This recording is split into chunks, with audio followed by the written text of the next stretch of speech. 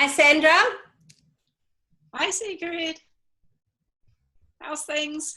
Very good. We are here today and we're going to talk about the importance and the different way of how an author bio is put together. Sandra, take us away. Okay, thanks, Sigrid. Well, what we're going to talk about is your marketing bio. And I think the most important thing to realize that your marketing bio is not your resume. Your resume is designed to as an overview of all of your history, your education, your skills, and all your other qualifications. But your bio should really just tell a short story specifically about you.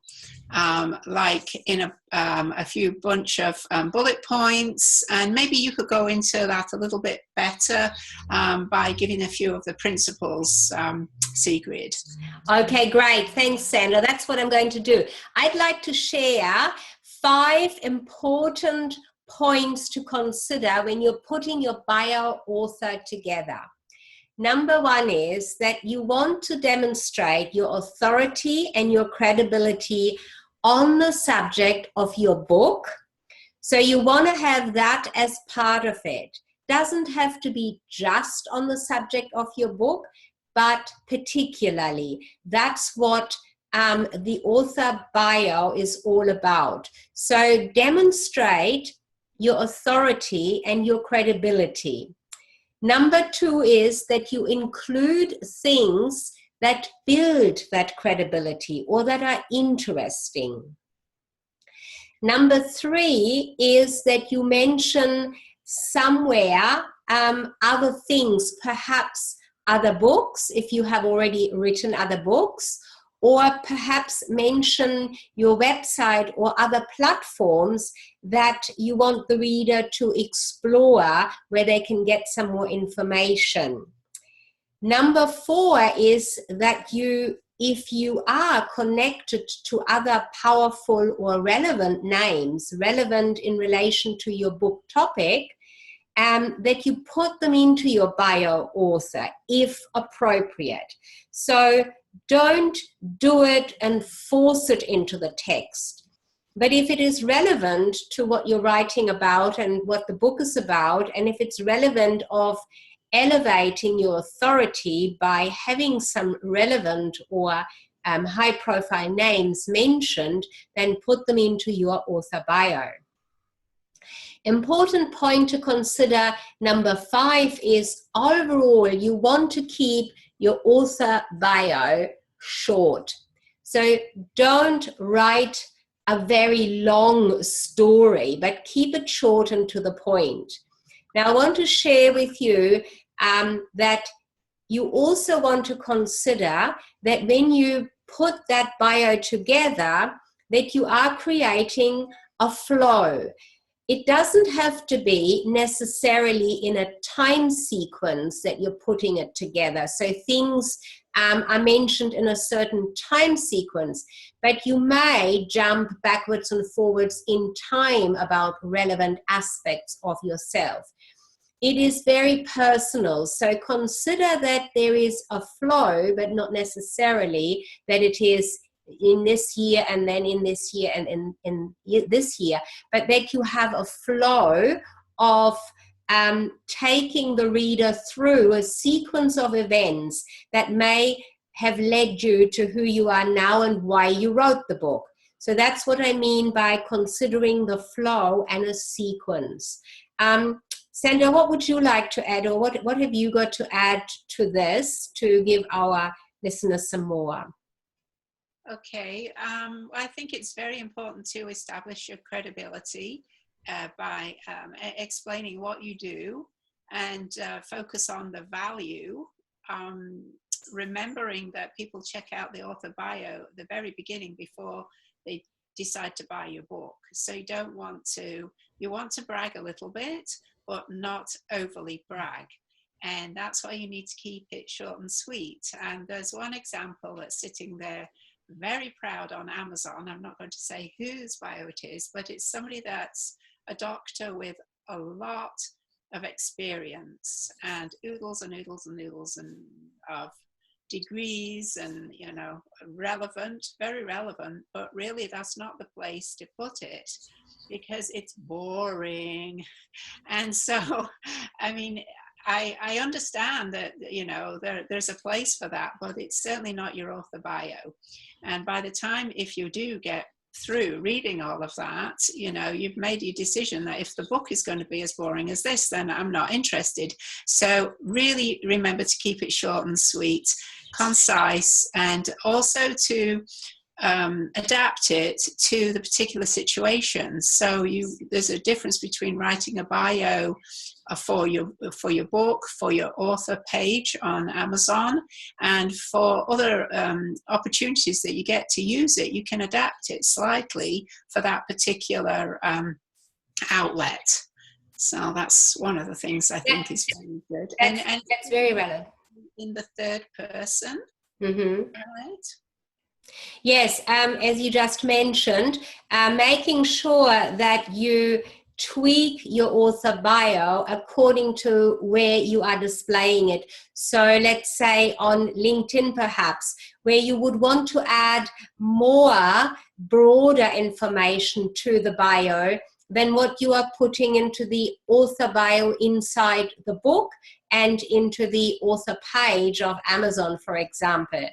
Consider, though, that if you're writing more than one book or already have more than one book, the author bio on Amazon, your author page, you want to also broaden that. It's not going to be just specific to one book if you have more. For the book itself, yes, you tweak it a little bit more specific to that and the topic of your book. When you are out on the social platforms, tweak it again because it would want to be a little broader. When you write your bio in general for your about page, for example, there you can include a lot more detail and become broader in what you do and mention a lot more parts of your product or service, because that is where people go to generally find out about you. So be specific with your bio depending on where you are displaying it, but keep an overall consistency of information in your bio. Is that the most important parts that we want to mention, Sandra? Is there something that we haven't touched on yet? No, I think that's it. As long as you're keeping it, you're not overselling yourself. Yeah. You are, you know, having the opportunity to brag a little. You've got to make somebody interested in going further, right? You've got to remember that same as with the hook for your book, you're going to hook them with your bio as well. So don't bore them in the first couple of lines. Great point.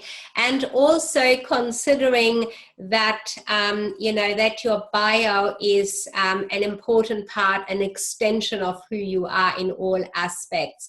Now, it is sometimes easier for someone else to write our bio, or at least to tweak it. So consider that when you've written yours, that you perhaps want to have someone else read it and see what their reaction is to it, someone around you. The other thing that I'd like to mention just came to me, using power words or power phrases in your paragraphs as you start a paragraph or as you explain something that you do. It is really attention capturing that when you have power words like considering, critical, discovering, words that capture the attention immediately and draw the reader in to want to read more of the sentence or of the paragraph in your bio. This goes obviously for everything that you write, particularly online, but it's also a part that it's a good idea to bring it into your power author bio, using power words and phrases as you describe things. It just makes it so much more interesting for people to, to want to know more and read more about it. And that's probably the most important points that we wanted to make in this session. Would you agree, Sandra? Yes, I think so, Sigrid. I think that you can also be a little bit personal in there, depending on how much you want to share, appropriately, of course. Yeah. But sometimes people like to know about your hobbies, if they fit in, and if it's an appropriate place, depending on the kind of book you've written, it might be perfect, you know. So that's another aspect that makes you more human. That's right. That's where you're creating that relatability, aren't you, with the reader straight away when you're doing that. Well, I think I'm going to just recap on those 5 important points for today, and then we've covered that relevance of the author bio and how to handle that. So as I said before, the most important 5 points to consider are: number 1, demonstrate your authority and credibility on the subject you're writing about. Don't overstate it, but do bring out there, what you know, who you are. Number 2 is include things that build that credibility or are interesting without, again, going overboard in that one. Number 3 is to perhaps mention another platform for the reader to go to, other books that you have already written perhaps, so that they can get more information. Number 4 is to drop some relevant names into the description, into the bio, if that's appropriate, if it fits in the topic, and if you have connections or contacts that are relevant to the topic. Overall, number 5 is, for your author bio, keep it short, to the point, keep it interesting, use power words and phrases. Covered it all? Yeah, that's great. I think that's one of the really relevant points, a very important point, is to keep it short and sweet. Excellent. So go ahead, create your power bio, and consider those points that we have shared with you in this video. Yes, and I just want to offer everyone to come and check out our online workshop where we teach how to build your business with your book, and we're offering that, and down below you will see the link, and you'll be able to find out our next date and come on in and find out more about how we teach you to build your book specifically for marketing. Excellent. Thanks for mentioning that, Sandra. So go ahead, click on the link, check through when the dates are for you to come onto that session. Powerful, very valuable session for you to experience more detail on what we've just shared with you. See you there. See you there. Bye for now.